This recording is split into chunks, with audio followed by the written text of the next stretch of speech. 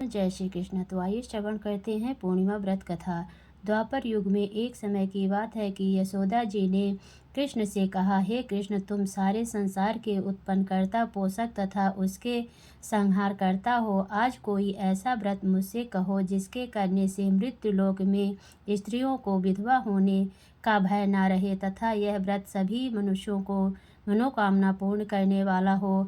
श्री कृष्ण कहने लगे, हे माता, तुमने अति सुंदर प्रश्न किया है। मैं तुमसे ऐसे ही व्रत को सविस्तार पूर्वक कहता हूँ। सौभाग्य की प्राप्ति के लिए स्त्रियों को 32 पूर्णमासियों का व्रत करना चाहिए। इस व्रत के करने से स्त्रियों को सौभाग्य संपत्ति मिलती है। यह व्रत अचल सौभाग्य देने वाला एवं भगवान शिव के प्रति मनुष्य मात्र की भक्ति को बढ़ाने वाला है। यशोदा जी कहने लगी, हे कृष्ण, सर्वप्रथम इस व्रत को मृत्युलोक में किसने किया था, इसके विषय में विस्तार पूर्वक मुझसे कहो।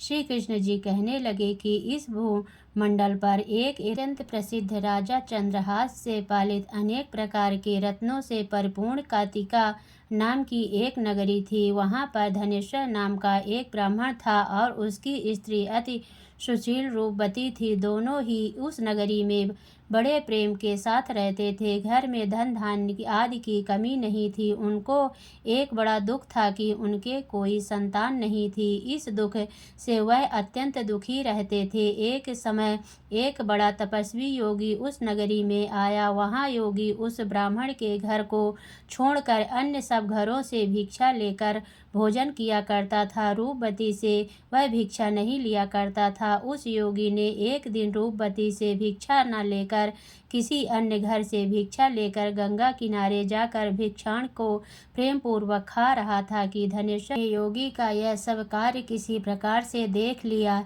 अपनी भिक्षा के अनादर से दुखी होकर धनेश्वर योगी से बोला, महात्मन, आप सब घरों से भिक्षा लेते हैं परंतु मेरे घर की भिक्षा कभी नहीं लेते, इसका क्या कारण है। योगी ने कहा कि निसंतान के घर की भीख पतितों के अन्न के तुल होती है और जो पतितों का अन्न खाता है वह भी स्वयं पतित हो जाता है। चूँकि तुम निसंतान हो अतः पतित हो जाने के भय से मैं तुम्हारे घर की भिक्षा नहीं लेता हूँ। धनेश्वर यह बात सुनकर अपने मन में बहुत दुखी हुआ और हाथ जोड़ योगी के पैरों पर गिर पड़ा तथा अंतर्भाव से कहने लगा, हे महाराज, यदि ऐसा है तो आप मुझको पुत्र प्राप्ति का उपाय बताइए। आप सर्वज्ञ हैं, मुझ पर अवश्य ही यह कृपा कीजिए। धन की मेरे घर में कोई कमी नहीं है परंतु मैं पुत्र न होने के कारण अत्यंत दुखी हूँ। आप मेरे इस दुख का हरण करें, आप सामर्थ्यवान हैं। यह सुनकर योगी कहने लगे, हे ब्राह्मण, तुम चंडी की आराधना करो। घर आकर उसने अपनी स्त्री से सब वृत्तांत कहा और स्वयं तप के निमित्त वन में चला गया। वन में जाकर उसने चंडी की उपासना की और उपवास किया। चंडी ने 16वें दिन उसको स्वप्न में दर्शन दिया और कहा, हे धनेश्वर, जा तेरे पुत्र होगा परंतु वह 16 वर्ष की आयु में ही मृत्यु को प्राप्त हो जाएगा। यदि तुम दोनों स्त्री पुरुष 32 पूर्णमासियों का व्रत विधि पूर्वक करोगे तो वह दीर्घायु होगा। जितनी तुम्हारी सामर्थ्य हो आटे के दिए बनाकर शिव की जी का पूजन करना, परंतु पूर्णमासी को 32 जो जलने चाहिए। प्रातःकाल होने पर इस स्थान के समीप ही तुम्हें एक आम का वृक्ष दिखाई देगा। उस पर तुम चढ़कर एक फल तोड़ शीघ्र अपने घर चले जाना। अपनी स्त्री से सब वृत्तांत कहना। ऋतु स्नान के पश्चात वह स्वच्छ होकर श्री शंकर जी का ध्यान करके उस फल को खा लेगी। तब शंकर भगवान की कृपा से उसको गर्भ हो जाएगा। जब वह ब्राह्मण प्रातःकाल उठा तो उसने उस स्थान के पास ही एक आम का वृक्ष देखा जिस पर एक अत्यंत सुंदर आम का फल लगा हुआ था। उस ब्राह्मण ने उस आम के वृक्ष पर चढ़कर उस फल को तोड़ने का प्रयत्न किया परंतु वृक्ष पर कई बार प्रयत्न करने पर भी वह न चढ़ पाया। तब तो उस ब्राह्मण को बहुत चिंता हुई और विघ्न विनाशक गणेश जी का ध्यान करने लगे। हे दयानिधे, आपने अपने भक्तों को विघ्नों को नाश करके उनके मंगल कार्य को करने वाले, दुष्टों का नाश करने वाले, सिद्धि के देने वाले, आप मुझ पर कृपा करके इतना बल दें कि मैं अपने मनोरथ को पूर्ण कर सकूं। इस प्रकार गणेश जी की प्रार्थना करने पर उनकी कृपा से धनेश्वर वृक्ष पर चढ़ गया और उसने एक अति सुंदर आम का फल देखा। उसने विचार किया कि जो वरदान से फल मिला था वह यही है और कोई फल दिखाई नहीं देता। उस धनेश्वर ब्राह्मण ने जल्दी से उस फल को तोड़कर अपनी स्त्री को लाकर दिया और उस स्त्री ने अपने पति के कथा अनुसार उस फल को खा लिया और वह गर्भवती हो गई। देवी जी की असीम कृपा से उसे एक अत्यंत सुंदर पुत्र उत्पन्न हुआ, जिसका नाम उन्होंने देवीदास रखा। माता पिता के हर्ष और शोक के साथ वह बालक शुक्ल पक्ष के चंद्रमा की भांति बढ़ने लगा। अपने पिता के घर में भवानी की कृपा से वह बालक बहुत ही सुंदर, सुशील और विद्या पढ़ने में बहुत ही निपुण हो गया। दुर्गा जी की आज्ञा अनुसार उसकी माता ने 32 पूर्णमासी का व्रत रखना प्रारंभ कर दिया था, जिससे उसका पुत्र बड़ी आयु वाला हो जाए। 16वां वर्ष लगते ही देवीदास के माता पिता को बड़ी चिंता हो गई कि कहीं उनके पुत्र की इस वर्ष मृत्यु न हो जाए। इसीलिए उन्होंने अपने मन में विचार किया कि यदि यह दुर्घटना उनके सामने हो गई तो वे कैसे सहन कर सकेंगे। अस्तु उन्होंने देवीदास के मामा को बुलाया और कहा कि हमारी इच्छा है कि देवीदास 1 वर्ष तक काशी में जाकर विद्या अध्ययन करने और उसको अकेला भी नहीं छोड़ना चाहिए। इसीलिए साथ में तुम चले जाओ और 1 वर्ष के पश्चात को वापस लौटा लाना। सब प्रबंध करके उसके माता पिता ने काशी जाने के लिए देवीदास को एक घोड़े पर बैठाकर उसके मामा को उसके साथ घर दिया, किंतु यह बात उसके मामा या किसी और से नहीं कही। धनेश्वर ने अपने पुत्र की मंगल कामना तथा दीर्घ आयु के लिए भगवती दुर्गा की आराधना और पूर्णमासियों का व्रत करना आरंभ कर दिया। इस प्रकार बार बार 32 पूर्णमासी का व्रत पूरा किया। कुछ समय पश्चात एक दिन वह दोनों मामा और भांजा मार्ग के रात जाने के लिए किसी ग्राम में ठहरे हुए थे। उस दिन उस गांव में एक ब्राह्मण की अत्यंत सुंदरी, सुशील, विदुष और गुणवती कन्या का विवाह होने वाला था। जिस धर्मशाला के अंदर वह बारात ठहरी हुई थी, उसी धर्मशाला में देवीदास और उसके मामा भी ठहरे हुए थे। संयोगवश कन्या को तिलक आदि चढ़कर मंडप आदि का कृत्य किया गया तो लग्न के समय वर को धनुर्वाद हो गया। अस्तु वर के पिता ने अपने कुटुंबियों से परामर्श करके निश्चय किया कि यह देवीदास मेरे पुत्र जैसा ही सुंदर है, मैं इसके साथ ही लग्न करा दूं और बाद में विवाह के अन्य कार्य मेरे लड़के के साथ हो जाएंगे। ऐसा सोचकर देवीदास के मामा से जाकर बोला कि तुम थोड़ी देर के लिए अपने भांजे को हमें दे दो, जिससे वह विवाह के लग्न का सब कृत्य सुचारू रूप से हो सके। तब उसका मामा कहने लगा कि जो कुछ भी मधुर पार्क आदि कन्यादान के समय वर को मिले वह सब हमें दे दिया जाए तो मेरा भांजा इस बारात का दूल्हा बन जाएगा। यह बात वर के पिता ने स्वीकार कर ली। लाने पर उसने अपने मामा भांजा वर बनने को भेज दिया और उसके साथ सब विवाह कार्य रात्रि में विधि पूर्वक संपन्न हो गया। पत्नी के साथ वह भोजन न कर सका और अपने मन में सोचने लगा कि न जाने यह किसी स्त्री होगी। एक एकांत में इसी सोच में गरम निश्वास छोड़ने लगा तथा उसकी आंखों में आंसू भी आ गए। तब ने पूछा कि क्या बात है, आप इतने उदास व दुखी क्यों हो रहे हैं। तब उसने सब बातें जो वर के पिता व उसके मामा के बीच हुई थी उसको सब बतला दी। तब कन्या कहने लगी कि यह ब्रह्म विवाह के विपरीत हो कैसे सकता है। देव, ब्राह्मण और अग्नि के सामने मैंने आपको ही अपना पति बनाया है, इसीलिए आप ही मेरे पति हैं। मैं आपकी ही पत्नी रहूंगी, किसी अन्य की कदापि नहीं। तब देवीदास ने कहा, ऐसा मत करिए, क्योंकि मेरी आयु बहुत थोड़ी है।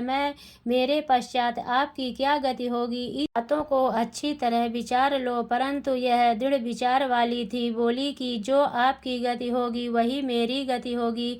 हे स्वामी, आप उठिए और भोजन करिए, आप निश्चय ही भूखे होंगे। इसके बाद देवीदास और उसकी पत्नी दोनों ने भोजन किया तथा शेष रात वे सोते रहे। प्रातःकाल देवीदास ने अपनी पत्नी को 3 नगों से जड़ी एक अंगूठी दी, एक रुमाल दिया और बोला, हे प्रिय, इसे लो और संकेत समझकर स्थिर चित्त हो जाओ। मेरा मरण और जीवन जानने के लिए एक पुष्प वाटिका बना लो, उसमें सुगंधित वाली एक नवमल्लिका लगा लो, उसको प्रतिदिन जल से सींचा करो और आनंद के साथ खेलो कूदो तथा उत्सव मनाओ। जिस समय और जिस दिन मेरा प्राण अंत होगा ये फूल सूख जाएंगे और जब ये फिर हरे हो जाएं तो जान लेना कि मैं जीवित हूँ। यह बात निश्चय करके समझ लेना, इसमें कोई संशय नहीं है। वह समझा कर वह चला गया। प्रातःकाल होते ही वहाँ पर गाजे बाजे बजने लगे और जिस समय विवाह के कार्य समाप्त करने के लिए वर तथा सब बाराती मंडप पे आए तो कन्या ने वर को भली प्रकार से देखकर अपने पिता से कहा कि यह मेरा पति नहीं है, मेरा पति वही है जिसके साथ रात्रि में मेरा पानी ग्रहण हुआ था, इसके साथ मेरा विवाह नहीं हुआ है। यदि यह वही है तो बताए कि मैंने इसको क्या दिया। मधुपार्क और कन्यादान के समय जो मैंने भूषण आदि दिए थे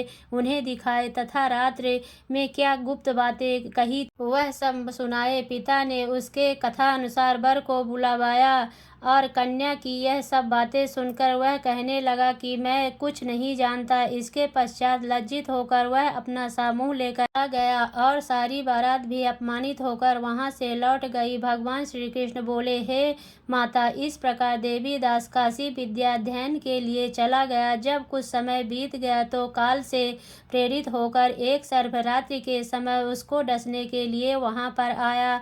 उस विषधर के प्रभाव से उसके शयन का स्थान चारों ओर से विष की ज्वाला से विषैला हो गया, परंतु व्रतराज के प्रभाव से उसको काटने न पाया, क्योंकि पहले ही उसकी माता ने 32 पूर्णमासी का व्रत कर रखा था।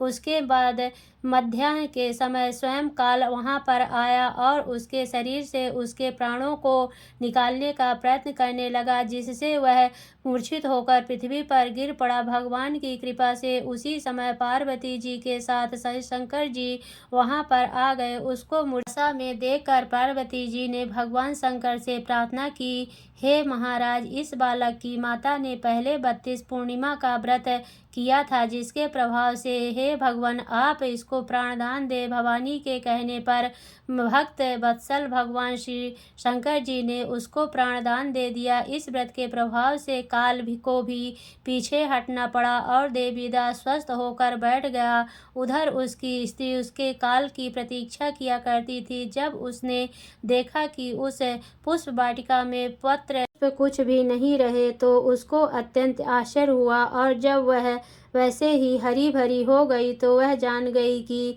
वह जीवित हो गए हैं। यह देखकर वह बहुत प्रसन्न मन से अपने पिता से कहने लगी कि पिताजी, मेरे पति जीवित हैं, आप उनको ढूंढिए। जब 16वां वर्ष व्यतीत हो गया तो देवीदास भी अपने मामा के साथ काशी से चल दिया। इधर उसके ससुर उसको ढूंढने के लिए अपने घर से जाने वाले ही थे कि वह दोनों मामा भांजे वहां पर आ गए। उसको आया देखकर उसका ससुर बहुत बड़ी प्रसन्नता से अपने घर ले आया। उस समय नगर के निवासी भी वहां इकट्ठे हो गए और सबने निश्चय किया कि अवश्य ही इसी बालक के साथ इस कन्या का विवाह हुआ था। उस बालक को जब कन्या ने देखा तो पहचान लिया और कहा कि यह तो वही है जो संकेत करके गए थे। तत्पश्चात सभी कहने लगे कि भला हुआ जो यह आ गया। सब नगरवासियों ने आनंद मनाया। कुछ दिन बाद देवीदास अपने पत्नी और मामा के साथ अपने ससुर के घर से बहुत सा उपहार लेकर अपने घर के लिए प्रस्थान किया। जब वह अपने गांव के निकट आ गया तो कई लोगों ने उसको देखकर उसके माता पिता को पहले ही जाकर खबर दे दी कि तुम्हारा पुत्र देवीदास अपनी पत्नी पत्नी और मामा के सहित आ रहा है। ऐसा समाचार सुनकर पहले तो उन्हें विश्वास ही नहीं हुआ, किंतु जब और लोगों ने भी आकर उनकी बात का समर्थन किया तो उनको बड़ा आश्चर्य हुआ। लेकिन थोड़ी देर में देवीदास ने आकर अपने माता पिता के चरणों में अपना सिर रखकर प्रणाम किया और उनकी पत्नी ने अपने सास ससुर के चरणों को स्पर्श किया तो माता पिता ने अपने पुत्र और पुत्रवधू को अपने हृदय से लगा लिया और दोनों को आंखों में प्रेम अश्रु बहने लगे। और पुत्रवधू के आने की खुशी में धनेश्वर ने बड़ा भारी उत्सव किया और ब्राह्मणों को भी बहुत सा दान दक्षिणा देकर प्रसन्न किया। श्री कृष्ण जी कहने लगे कि इस प्रकार धनेश्वर 32 पूर्णमासियों के व्रत के प्रभाव से पुत्रवान हो गया। जो भी स्त्री इस व्रत को करती है वे जन्म जन्मांतर में वैधव का दुख नहीं भोगती और सदैव सौभाग्यवती रहती है। यह मेरा वचन है, इसमें कोई संदेह नहीं मानना। यह व्रत पुत्र पौत्र को देने वाला तथा संपूर्ण कामनाओं को पूर्ण करने वाला है। 32 पूर्णमासियों के व्रत करने से प्रति की सब इच्छाएं भगवान शिव जी की कृपा से पूर्ण हो जाती है। सभी प्रेम से बोले शिव शंकर की जय, बोले भोलेनाथ की जय।